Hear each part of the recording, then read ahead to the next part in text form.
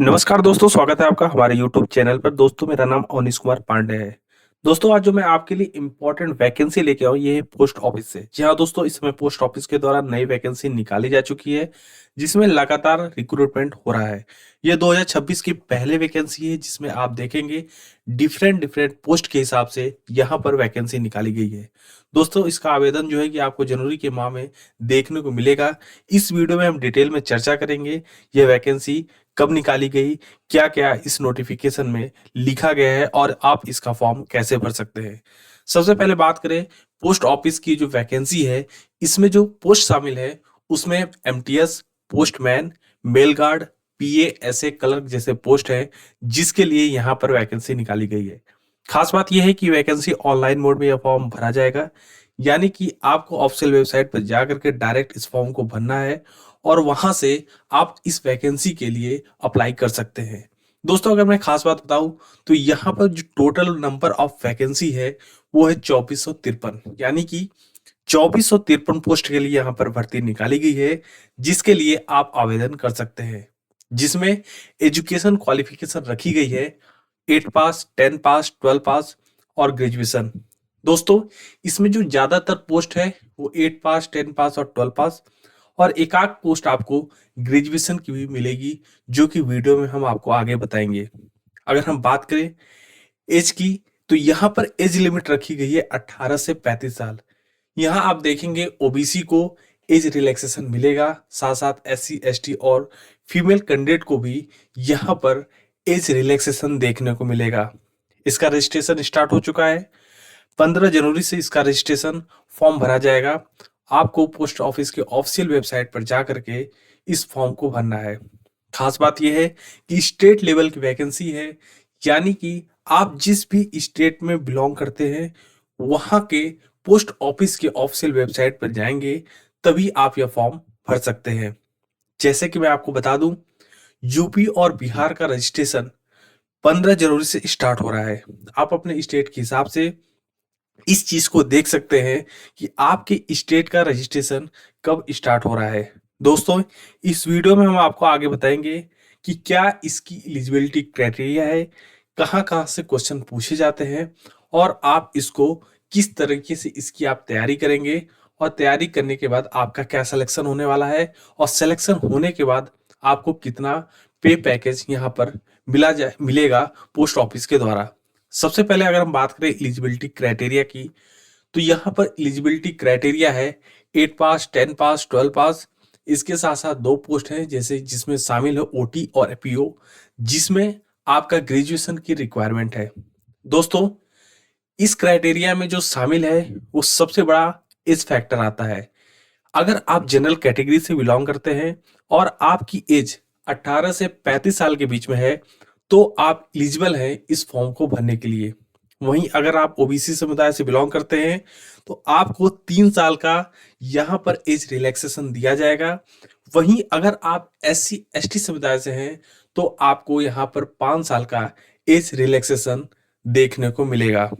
दोस्तों, अगर आप इस एग्जाम में सेलेक्ट होते हैं और ग्रेड डी के पोस्ट के लिए सेलेक्ट होते हैं तो आपको जो मंथली सैलरी मिलने वाली है इन हैंड वो 25,000 से ज्यादा की होगी। वहीं ग्रेड सी और ग्रेड बी को यहाँ पर 20-20 हजार का वेरिएशन देखने को मिलेगा, यानी कि ग्रेड सी पर आपकी सैलरी हो जाएगी 40,000, वहीं ग्रेड बी पर आपकी सैलरी हो जाएगी 60,000। इसके साथ साथ आपको बहुत सारे गवर्नमेंट अलाउंसेस भी देखने को मिलेंगे। अगर हम बात करें इस एग्जाम का प्रोसीजर क्या होता है, तो सबसे पहले दोस्त आप फॉर्म भरेंगे। फॉर्म भरने के बाद आपका फाइनल सबमिशन होता है और उसके बाद आपका एग्जामिनेशन डेट आती है, जो कि मार्च के महीने में होने वाली है। जैसे ही एग्जामिनेशन डेट आएगी उसके 10 दिन पहले आपको आपका एडमिट कार्ड मुहैया करा दिया जाएगा। आप एग्जाम देंगे। एग्जाम देने के बाद आप एग्जाम में जो भी नंबर गेन करेंगे उसके बेस पे आप शॉर्टलिस्टेड किए जाते हैं। उसके बाद फिर आपका मेरिट का अंक भी वहां पर मिलाया जाता है। दोस्तों, इन दोनों अंकों को जोड़ने के बाद कैंडिडेट को शॉर्ट लिस्टेड किया जाता है। जो कैंडिडेट इसमें शॉर्ट लिस्ट होते हैं उसको डॉक्यूमेंट वेरिफिकेशन के लिए सेंट्रल ऑफिस बुलाया जाता है, जहां पर आपका डॉक्यूमेंट वेरिफिकेशन होता है और आपका छोटा मेडिकल टेस्ट कराया जाता है। इसके बाद आप फाइनली सेलेक्ट हो जाते हैं। फिर आपको ट्रेनिंग के लिए ट्रेनिंग सेंटर भेज दिया जाता है। दोस्तों, इसका जो रिक्रूटमेंट प्रोसेस है वो 2026 में आपको कुछ इस तरह का देखने को मिलेगा। अब हम बात करते हैं, अगर आप इस एग्जाम की तैयारी करते हैं तो यहाँ पर आपको कैसे तैयारी करनी होगी। सबसे पहले मैं आपको बता दूं, यहाँ पर मेनली 4 सब्जेक्ट से क्वेश्चन पूछे जाते हैं।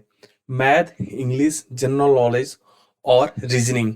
दोस्तों, ये 4 पिलर होते हैं इस एग्जाम के, जिससे आपको तैयारी करके अपने सिलेक्शन को यहाँ सिक्योर करना होता है। ये सारे क्वेश्चन जो कि एक एक सब्जेक्ट में अगर हम देखें तो 20-20 नंबर के यहाँ पर क्वेश्चन पूछे जाते हैं।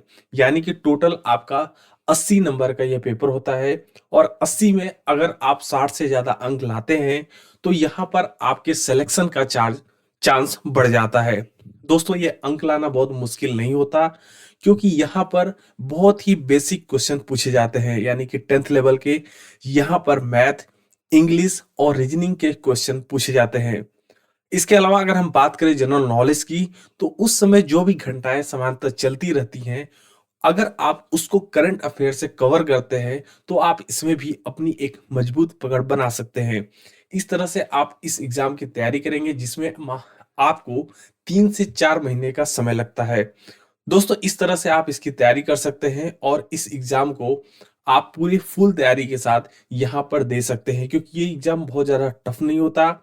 ऑब्जेक्टिव टाइप क्वेश्चन पूछे जाते हैं, किसी भी तरह का कोई माइनस मार्किंग नहीं होता। इसलिए यह आपके लिए एक एज फैक्टर साबित हो सकता है अदर कैंडिडेट के मुकाबले। इसके अलावा अगर हम बात करें दोस्तों, अगर आप पीडब्ल्यूडी की इस एग्जामिनेशन में सेलेक्ट होते हैं तो एक तो आपको बेहतर सैलरी मिलती है, दूसरा direct bank beneficiary transfer account का आपको लाभ मिलता है, जो कि गवर्नमेंट के द्वारा दिया जाता है।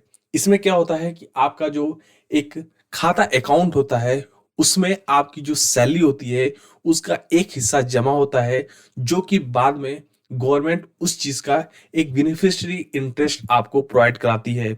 इसके अलावा आपको एक फिक्स यहाँ पर टर्न ओवर मिलेगा काम करने का। उसके बाद आपको एक अंतराल पर छुट्टी भी देखने को मिलेगी। इसके साथ साथ बहुत सारी अलाउंसेस फैसिलिटी गवर्नमेंट के द्वारा आपको प्रोवाइड कराई जाती है, जिसका आप लाभ लेंगे। दोस्तों, अब हम बात करते हैं इस फॉर्म को आप कैसे भरेंगे और इस फॉर्म को भरने के लिए आपको किन किन डॉक्यूमेंट की रिक्वायरमेंट होगी।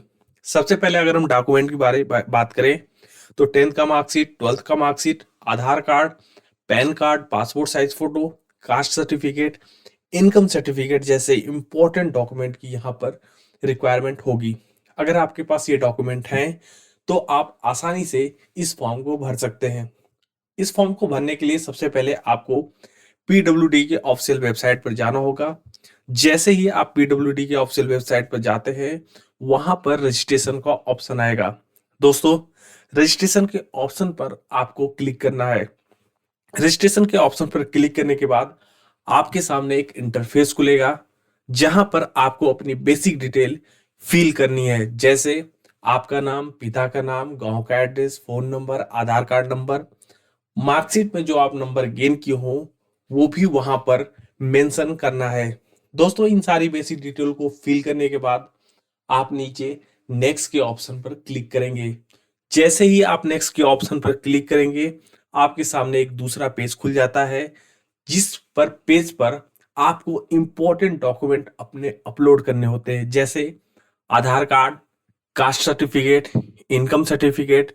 इसके अलावा जो आपने मार्कशीट अगर 10th की लगाई है या 12th की लगाई है तो उसका भी फोटो कॉपी अपलोड होता है। फिर 3rd नंबर पर यहाँ पर पेमेंट का ऑप्शन आता है। दोस्तों, आप अपने कैटेगरी के हिसाब से यहाँ पर पेमेंट कर सकते हैं। अगर आप जनरल कैटेगरी से बिलोंग करते हैं तो यहाँ पर आपको 300 रुपया का पेमेंट करना होगा।